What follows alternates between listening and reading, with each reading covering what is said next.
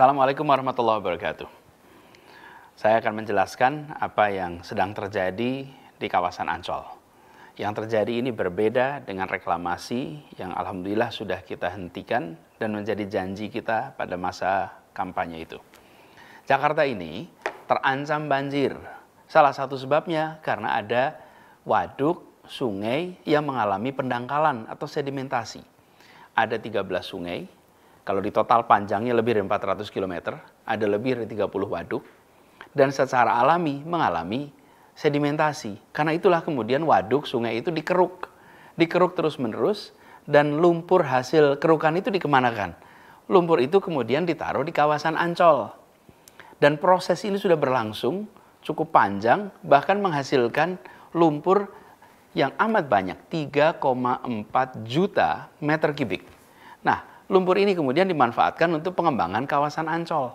Jadi ini adalah sebuah kegiatan untuk melindungi warga Jakarta dari bencana banjir. Ini berbeda dengan proyek reklamasi yang sudah dihentikan itu. Itu bukan proyek untuk melindungi warga Jakarta dari bencana apapun. Di sana ada pihak swasta berencana membuat kawasan komersial, membutuhkan lahan, lalu membuat daratan, membuat reklamasi. Jadi di situ bahkan ada unsur menerabas ketentuan lingkungan hidup, ada unsur hilangnya hajat hidup para nelayan, karena sebagian berhadapan dengan perkampungan nelayan, misalnya di Kamal Muara, di Muara Angke. Lalu ini juga berhadapan dengan kawasan Cengkareng Drain dan muara Sungai Angke. Efeknya mengganggu aliran sungai ke laut lepas.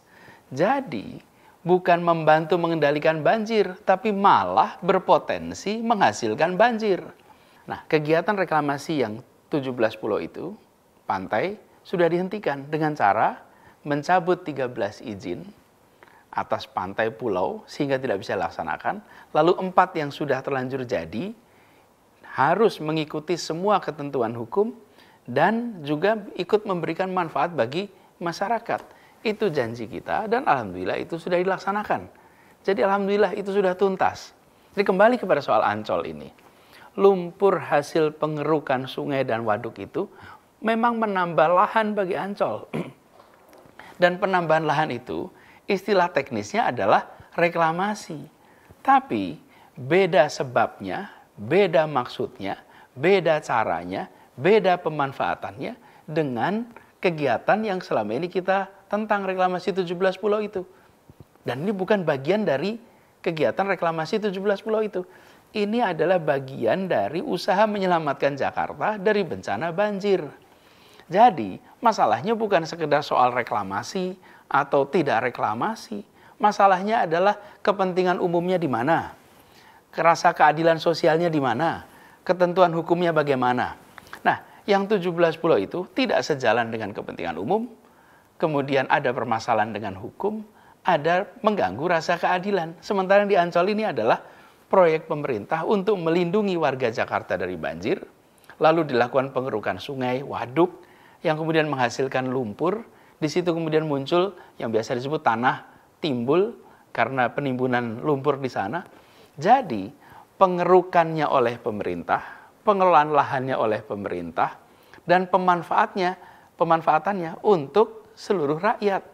Jadi apalagi program ini tidak mengganggu kegiatan nelayan, tidak menghalangi aliran sungai manapun menuju laut, dan ini sudah berlangsung selama 11 tahun.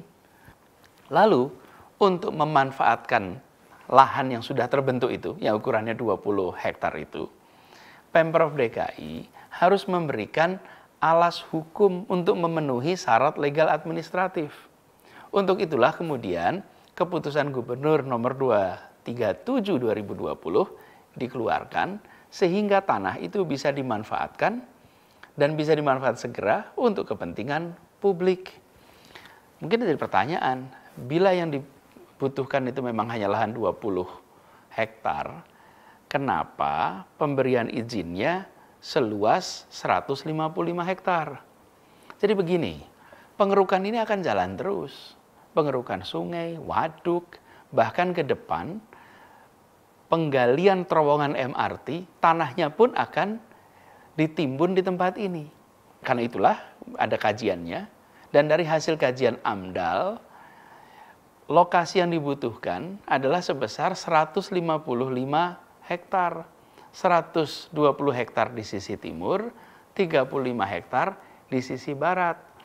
Yang juga disediakan kawasan yang nanti akan bersebelahan dengan stasiun MRT di Ancol.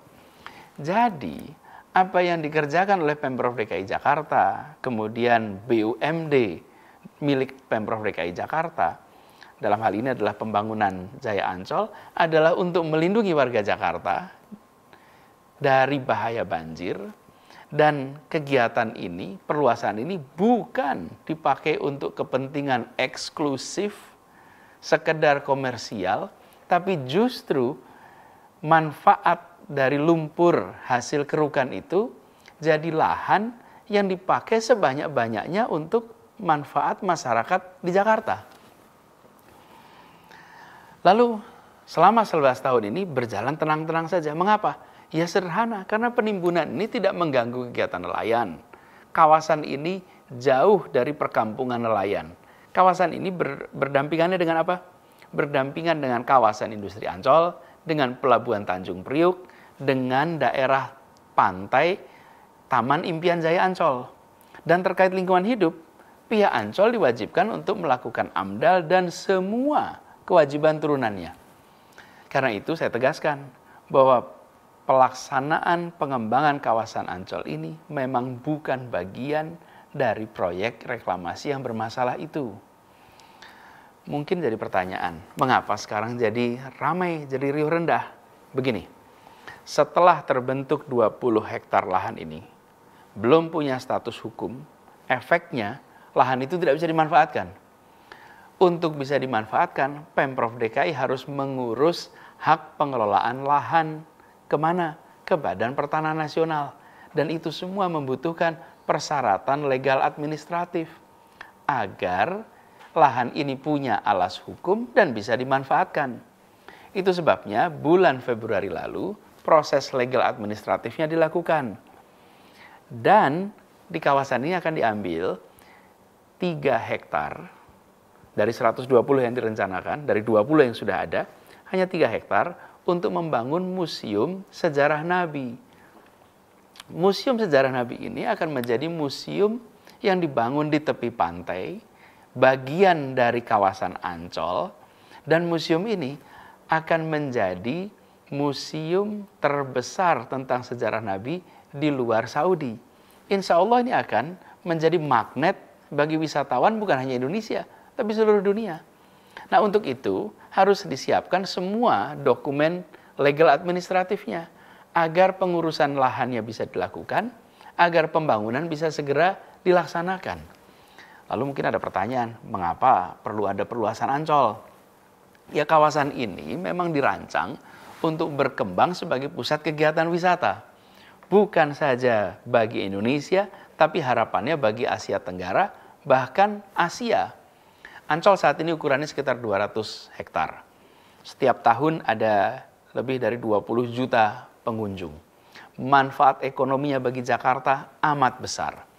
Jadi, lahan yang sekarang terbentuk akan dimanfaatkan untuk pengembangan, dirasakan manfaatnya bagi masyarakat luas, dan bukan cuma untuk Museum Sejarah Nabi, tapi ini menjadi kawasan pantai terbuka untuk masyarakat, dan kita ingin kawasan Ancol ini menjadi yang terbesar dan yang terbaik sebagai kawasan liburan di Asia. Jadi, dikeluarkannya Kegub ini untuk memanfaatkan lahan yang sudah dikerjakan selama 11 tahun dan sama sekali tidak mengingkari janji. Justru ini menjadi pelengkap bahwa kita memang mengedepankan kepentingan umum, mengedepankan ketentuan hukum, mengedepankan keadilan sosial. Proses pembangunannya pun tidak merugikan nelayan. Dan kawasan ini terbentuk dari lumpur hasil pengerukan sungai untuk mencegah banjir. Jadi semuanya mengikuti ketentuan hukum yang ada.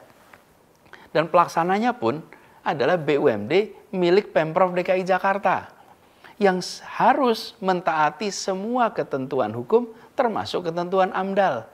Lalu nantinya menjadi pantai yang terbuka untuk rakyat, kawasan liburan bagi semua. Dan insya Allah bisa menjadi pusat liburan bagi masyarakat Indonesia, bahkan Asia Tenggara. Jadi ini penjelasan saya terkait dengan kegiatan yang sedang berlangsung di Ancol. Sekali lagi saya tegaskan, insya Allah semua janji itu telah dan akan terus dilaksanakan. Semua ikhtiar dilakukan untuk melaksanakan amanah ini dengan sebaik-baiknya. Sambil selalu berdoa kepada Allah Subhanahu wa Ta'ala, semoga selalu diberikan petunjuk, selalu dibukakan jalan-jalan yang lempang. Dan saya berharap dari semua, mohon doakan agar bisa amanah dalam menjalankan tugas ini. Terima kasih. Semoga Allah Subhanahu wa Ta'ala merahmati kota Jakarta dan Allah Subhanahu wa Ta'ala melindungi kita semua. Assalamualaikum warahmatullahi wabarakatuh.